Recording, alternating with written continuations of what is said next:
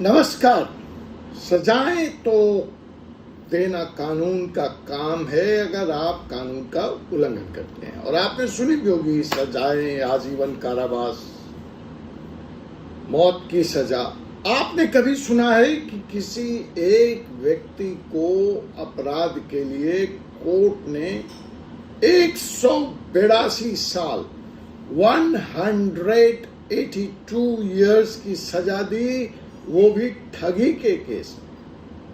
जी हां, यह मामला है दिल्ली के होम बायर्स का, जिन्होंने कंज्यूमर कोर्ट, जी हां, जिसको आप हल्के में लेते हैं, जिसको बिल्डर बहुत हल्के में लेता है, उस कोर्ट ने दिल्ली के एक बिल्डर को 182 साल की सजा दी।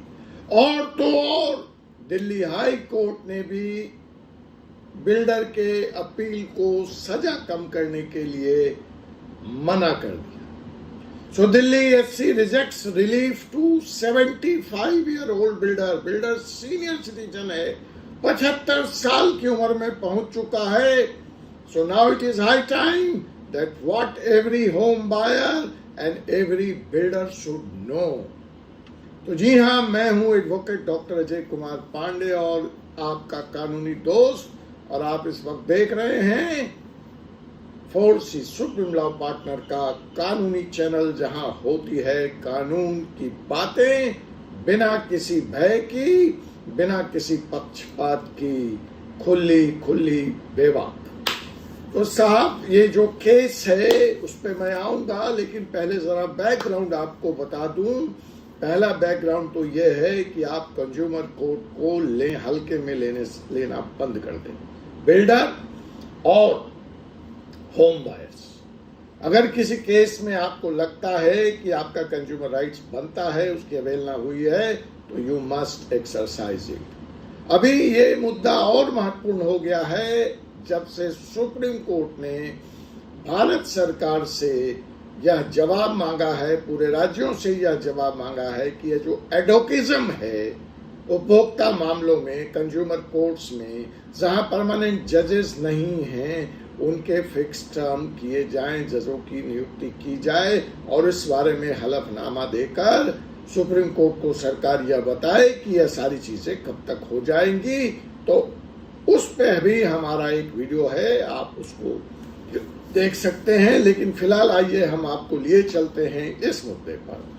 जनाब, 344 लोगों ने घर का सपना देखा, लेकिन सपना हकीकत न बन सका, टूट गया।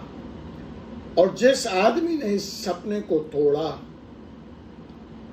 उसको मिली कोर्ट से 182 इयर्स, नोट कर लीजिए, 182 साल की सजा। हाँ, आपने सही सुना, मैं गलती नहीं कर रहा हूं, 82 नहीं, 182 इयर्स। उस व्यक्ति की इस वक्त उम्र है, जब वो रिलीफ के लिए दिल्ली हाई कोर्ट गया है, तो 75 इयर्स, मतलब पांव उसके कब्र में लटके हैं। लेकिन दिल्ली हाई कोर्ट ने एज के इस कंसिडरेशन के बावजूद ऐसे बिल्डर को राहत देने से मना कर दी। इससे होम बायर्स के लिए जो सख्ती है, बिल्डर जो धोखा करते हैं, उसका रुख स्पष्ट होता है। कानून बिल्कुल सीधा मैसेज दे रहा है बिल्डर को कि अगर आपने होम बायर्स के साथ चीटिंग की, फ्रॉड की, तो देयर इज नो एस्केप, कोई राहत नहीं, कोई मुरव्वत नहीं। और दिल्ली हाई कोर्ट ने कंज्यूमर कोर्ट के उस ओरिजिनल ऑर्डर को, जिसमें बिल्डर को 182 साल की सजा दी गई, 344 लोगों को घर के नाम पर ठगने के लिए।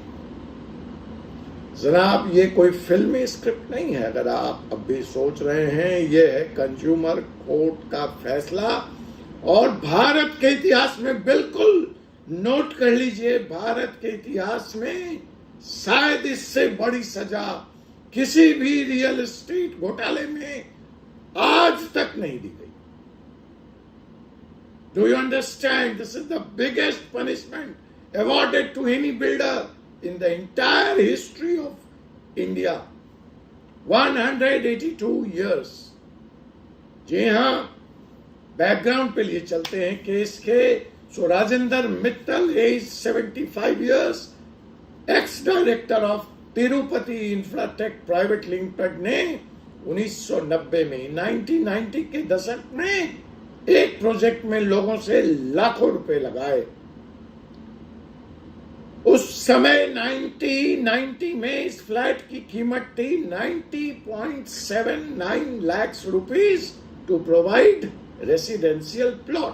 तिरुपति इंफ्राटेक बिल्डर ने 90.7 लाख 91 लाख मान लीजिए पर प्लॉट देने का वादा किया 344 लोगों को। साहब नहीं तो 344 लोगों को प्लॉट मिला और न ही इनका पैसा वापस किया, तो ये 344 लोग गए कंज्यूमर कोर्ट की शरण में। 1998 में 8 साल लगे, ये अलग बात है, उसका तोड़ मैंने बता दिया कि अब कंज्यूमर कोर्ट में गति आने वाली है, स्पीड आने वाली है, क्यों आएगी वो बता दिया, दूसरा वीडियो देखिए। तो साहब कंज्यूमर कोर्ट ने इस मामले में बहुत सख्त रूप अपनाया और 20 शिकायतें, 344 में से जो 20 शिकायतें थी उसमें तो दी 1 साल की कैद, ठीक है, और 324 शिकायतों में दी 6 महीने की कैद। और जब इनको जोड़ोगे तो ये टोटल बन गए 182 साल, 182 years imprisonment, no parole, no bail, no stay, क्योंकि कंज्यूमर कोर्ट ने इनको कुछ कंप्लायंसेस करने को कहा था तिरुपति बिल्डर को, ये जो मिस्टर राजेंद्र मित्तल को, लेकिन इन्होंने कोर्ट को हल्के में लिया और ये हल्के में लेना पड़ गया बहुत भारी। खैर मित्तल साहब जगे और पहुंच गए दिल्ली हाई कोर्ट और अभी मई 2025 में ये फैसला आया जस्टिस नीना बंसल कृष्णा की कोर्ट से, जहां उन्होंने बिल्डर को एज फैक्टर होने के बावजूद किसी भी तरह की छूट देने से, सजा मॉडिफाई कर देने से, यहाँ पे एक चीज नोट कर लीजिएगा, बिल्डर सजा माफी के लिए नहीं गया था। बिल्डर यहाँ पर इस कोर्ट में यह कहने नहीं गया था कि उसका अपराध नहीं है, that chapter was closed. He went for the modification of the punishment कि भैया 182 साल बहुत है, इसको कम कर दिया जाए, लेकिन दिल्ली हाई कोर्ट ने उनको सजा में मॉडिफिकेशन करने से भी इनकार कर दिया। अब आई बात समझ में। बिल्डर का तर्क यह था, चूंकि यह मामला पूरा एक ही प्रोजेक्ट से जुड़ा है, एक ही ट्रांजैक्शन है, तो सजा एक ही मिलनी चाहिए। कोर्ट ने कहा you have violated the rights of 344 individuals. This is not a single transaction. You have violated the right of 344 individuals, not just one transaction. तो साहब इससे जो कानूनी प्रेसिडेंट सेट हो रहा है, जो की लीगल पॉइंट्स इमर्ज हो रहे हैं, उसकी भी बात कर देते हैं। कंज्यूमर्स फोरम ऑर्डर, देखिए ओरिजिनल ऑर्डर जो है वो सुप्रीम कोर्ट तक बिल्डर गया था। So consumer forum order was upheld by Supreme Court in 2011 and finality attended. So now there was no scope for review, no sympathy even at the age of 75 years. So consumer courts could be so powerful. तो साहब consumer protection act 1986 section 27, it gives the court power to give imprisonment for 3 years for non compliances. यहां तो 1 साल और 6 महीने दिए, अगर court चाहता तो एक एक केस में 3-3 साल की सजा दे सकता था। The section 27 empowers the court to award multiple sentences if there are multiple complaints, which was the case here, just like IPC, it works like IPC Consumer Act. Each count is an offense in itself.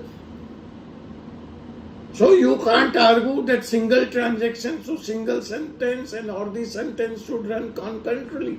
You can't. So the point I'm trying to make, consumer courts, if you think are toothless, they are not toothless. If they will come on its own, they will act.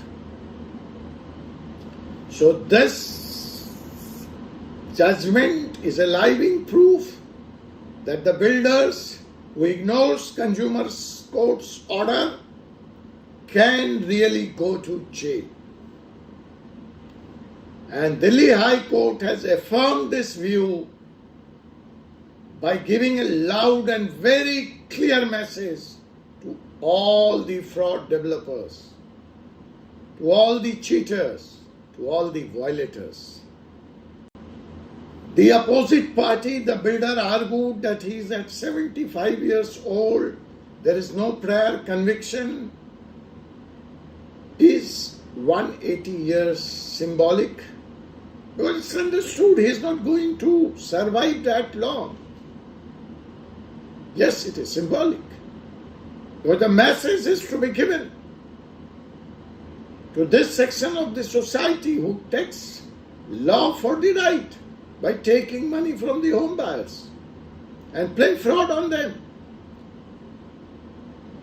अब ठीक है, इस पे हर तरह के opinion आ रहे हैं, आप भी अपने ओपिनियन कमेंट में दीजिए. सम से या ओवरकिल है, कुछ ये कह रहे हैं या सजा सिर्फ एक उदाहरण बनाने के लिए दी गई है. Others argue justice delayed but not denied. यह सजा अनडिबेटेबल है उन 344 लोगों के लिए एक उम्मीद बनकर आई है. That's a different matter. People will debate, can you use deterrent sentencing in civil case? Is the goal of punishment is reformation or punishment? That's debatable. I would like to hear from you. But message is very loud and clear for buyers as well as for developers. Project में पैसा लगाने से पहले must ensure RERA registration, past project track record, legal title. Prefer an escrow arrangement और stage wise payment. Preserve all receipts, brochures and correspondence with the builder. What is the advice for the developer? This was for home buyers. Take consumer forum seriously, it's not a joke. Non-compliance is punishable with imprisonment. Build trust, no tension. Section 27 of Consumer Protection Act is stronger than people think. 182 साल की सजा symbolic हो सकती है, पर message तो असली है गुरु. Law is watching, courts are evolving, builders must be beware. अगर आपने अपने कंज्यूमर को धोखा दिया है तो सिर्फ FIR ही नहीं, कंज्यूमर कोर्ट भी आपको जेल भेज सकता है.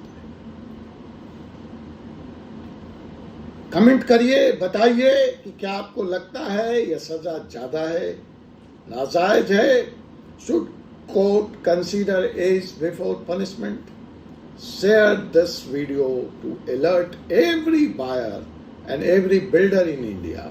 Subscribe to 4C Supreme Law Partners for more such real legal insights that protect your rights and expose the fraud. Want any help in your property or fraud case? Drop fraud in the comment or DM me. Let's build an India where justice isn't delayed and isn't denied. So I will see you in the next video with another interesting topic, controversial topic. Till that time, allow me to say goodbye to you. This is Advocate Dr. Ajay Kumar Pandey from Supreme Court of India. Thank you.